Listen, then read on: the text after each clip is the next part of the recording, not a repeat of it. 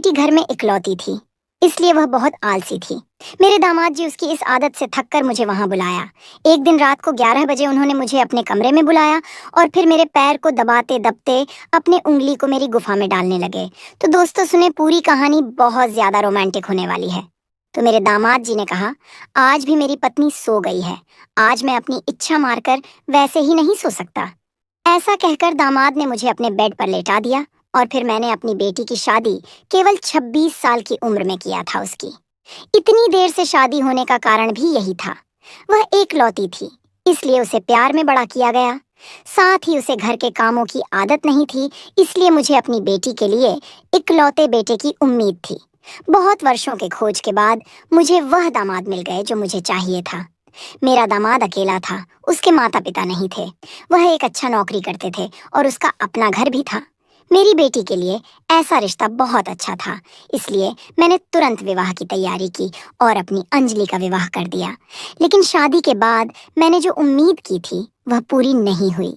मुझे पता नहीं था कि अंजलि अकेले अपने पति का भला रख नहीं पाएगी।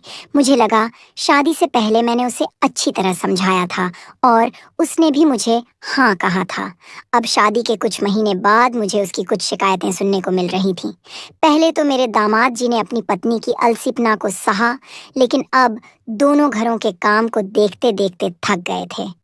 एक दिन मैंने अपनी बेटी की खबर लेने उसके घर जाने का निर्णय लिया था। मैं वहां 2 दिन रुकी।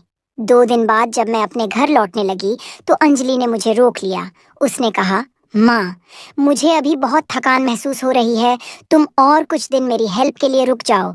घर जाकर तुम क्या करोगी? मैं अपनी बेटी की आलसी स्वभाव को जानती थी।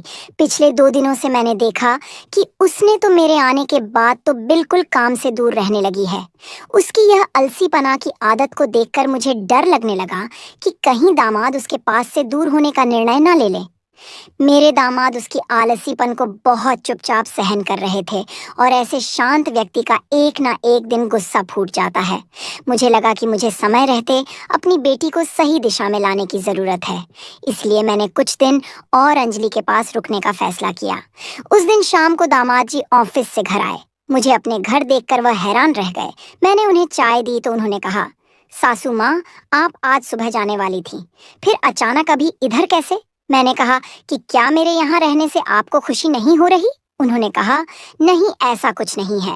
कल रात को आप अपने घर जाने की जल्दी कर रही थीं, अब अचानक रुक गए हैं, इसलिए मैंने आपसे सवाल किया। उन्होंने आगे कहा कि आप यहाँ रहेंगी तो मुझे फायदा होगा, क्योंकि पिछले 2 दिनों से आपके हाथ के स्वादिष्ट खाने का आनंद ले रहा हूँ। शादी के बाद से अब मैं पेट भर भर कर खा रहा हूँ।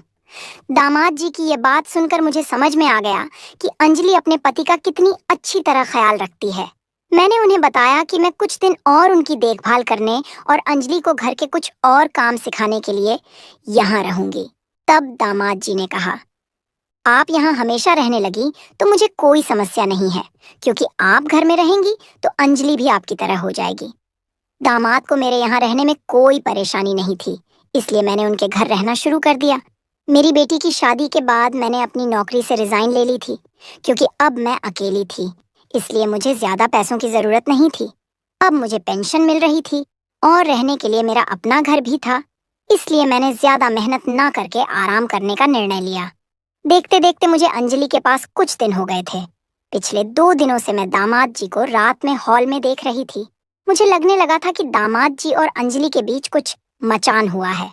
आखिरकार मुझसे न रहा गया। तीसरे दिन रात को दामाद जी को हॉल में देखकर मैं उनके पास गई और उनसे उनके हॉल में सोने का कारण पूछा। तब बिना कुछ कहे उन्होंने मेरा हाथ पकड़कर मुझे उनकी कमरे में ले गए। वहां जाकर उन्होंने कहा, सासू माँ, आप देख रही हैं कि आपकी बेटी कितनी गहरी नींद में है। अब तो हमारी शादी को 4 महीने हो गए हैं और अंजलि ने 4 महीनों में ही 4 साल बना दिए हैं। पति को भी समय देना चाहिए, यह तो उसे पता होना चाहिए। उसे अपनी नींद इतनी प्रिय है, यह तो मुझे समझ में नहीं आ रहा। सच में यह अंजलि की पहली शादी है, क्योंकि उसे मुझ में कोई भी इंटरेस्ट नहीं दिखाई दे रही थी। अब उसे रोज रोज एक ही चीज समझाते समझाते मेरा सिर दर्द होने लगा है, इसलिए मैं अपने हॉल में जाकर सो जाता हूँ। दामाद जी की बातें सुनकर मैं बहुत हैरान हो गई थी। मेरे दामाद जी, मेरी बेटी से बिल्कुल भी खुश नहीं थे। तब मैंने उन्हें कहा, आप बिल्कुल चिंता ना करें, मैं अंजलि को समझा दूंगी। दामाद जी और बेटी के रिश्तों के बारे में मुझे पता था, इसलिए मेरी आंखों से नींद उड़ गई थी। मुझे लग रहा था कब सुबह होगी और मैं अपनी बेटी से बात करूंगी। सुबह होते ही दामाद जी ऑफिस चले गए और मैंने अंजलि से बात करने का फैसला किया। मैंने उससे कहा, अंजलि, अब शादी के बाद पति को कैसे खुश रखा जाता है, यह बातें मुझे तुम्हें सिखानी होंगी। मैं देख रही हूँ तुम्हारी नींद इतनी गहरी कैसे हो गई है। क्या तुम्हारे पति को तुम्हारी नींद से थकावट नहीं हो रही? इस पर अंजलि ने कहा, माँ, तुम मेरी नींद के बारे में मत बोलो। मैं कितनी देर सोती हूँ। उस समय उसे अपनी गलती का एहसास नहीं था, लेकिन फिर भी मैंने उसे समझाने का कोशिश किया। उस दिन रात को मुझे दामाद जी हॉल में नहीं दिखे।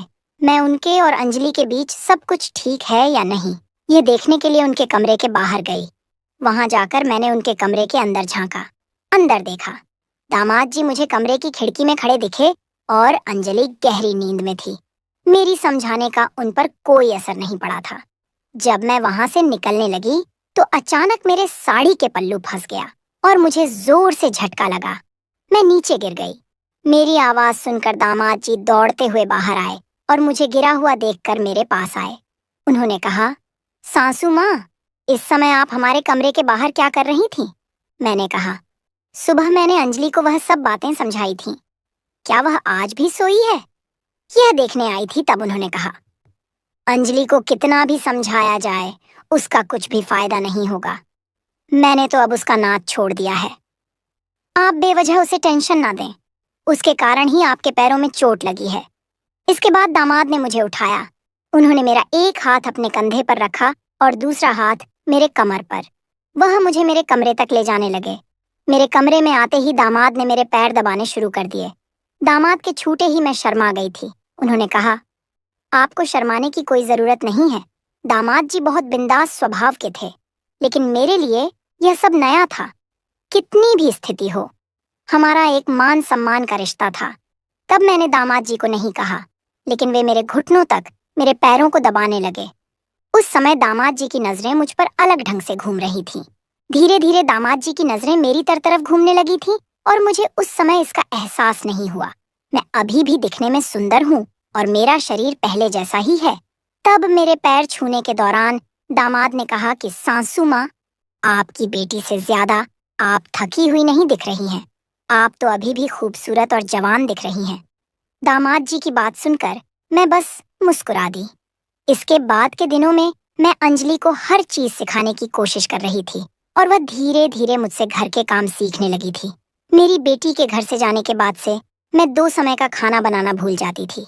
एक रात मैंने बर्तनों की आवाज सुनी और मैं तुरंत कमरे से बाहर निकली।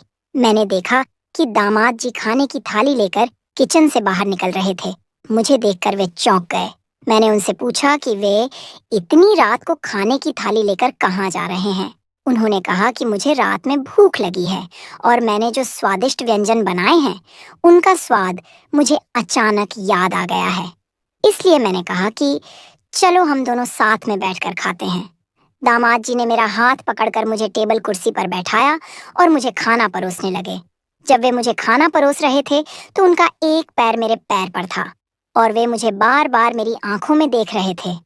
मैं उनकी सांस हूँ, लेकिन उन्हें यह बात याद नहीं रही।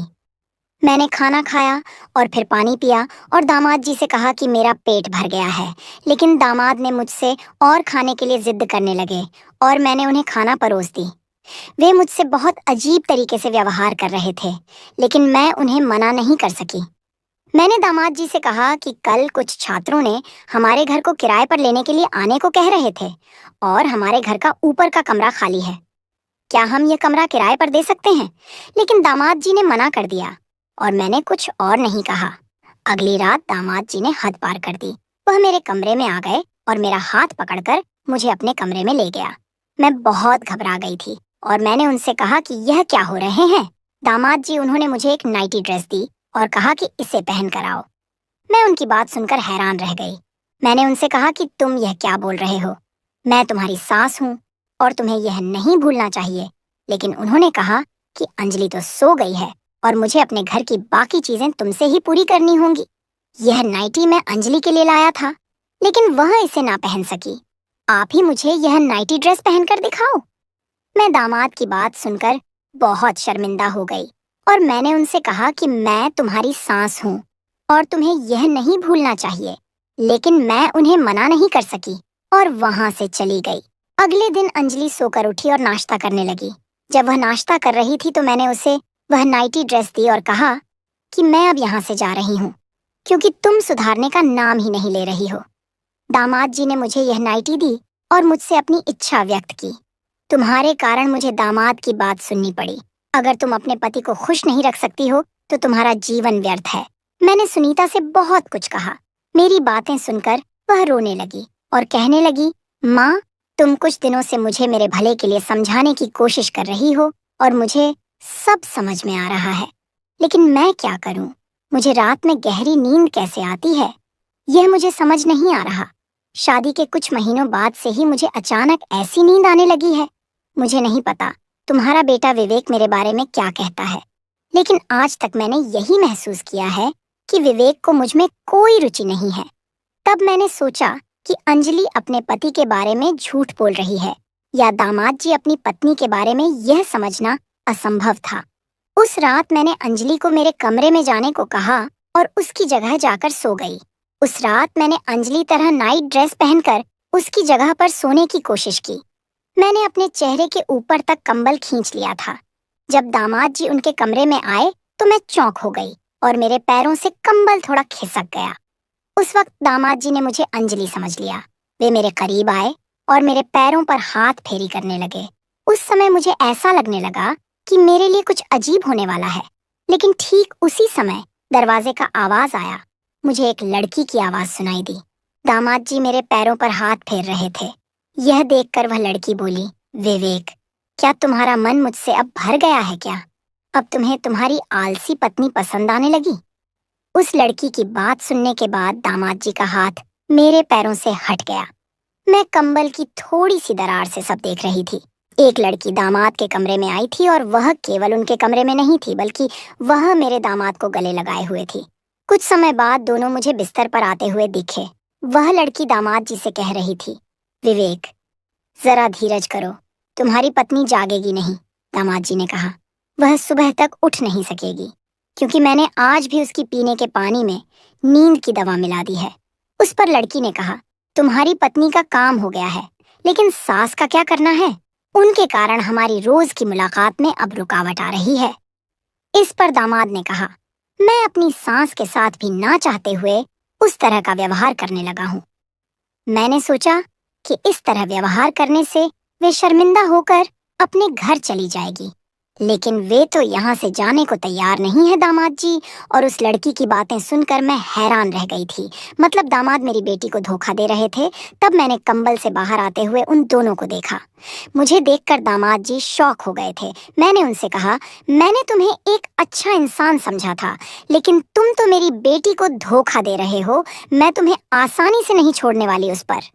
वह लड़की बोली, तेरी बेटी थोड़ी पागल है, ऐसे लड़कियों को कोई पुरुष क्यों पास करेगा? उसने मुस्कुराते हुए कहा, अब तुमने सब देख लिया, अब हम तुझसे और तेरी बेटी से विदा ले रहे हैं।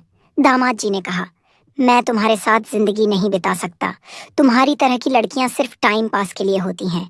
मैं अपनी पत्नी को छोड़ नहीं सकता। दामाद जी के अफेयर के बारे में जानकर मुझे बहुत बड़ा झटका लगा। उस समय दामाद जी मेरे सामने बहुत सजीव दिखने लगे थे, लेकिन मैं जानती थी कि वह असल में कैसे हैं। मैंने अपनी भोली भाली बेटी को ऐसी व्यक्ति के पास रहने नहीं दिया। दामाद की प्रेमिका ने अपनी बदनामी के डर से दामाद के खिलाफ कोई कदम नहीं उठाया, लेकिन मैंने उस नालायक इंसान को पुलिस में दिया और अपनी बेटी को एक झूठे रिश्ते से मुक्त कर दिया।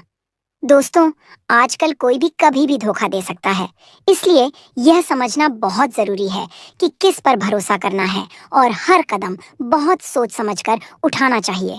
तो दोस्तों, ऐसे ही और भी इंटरेस्टिंग कहानियां सुनने के लिए हमारे आलिया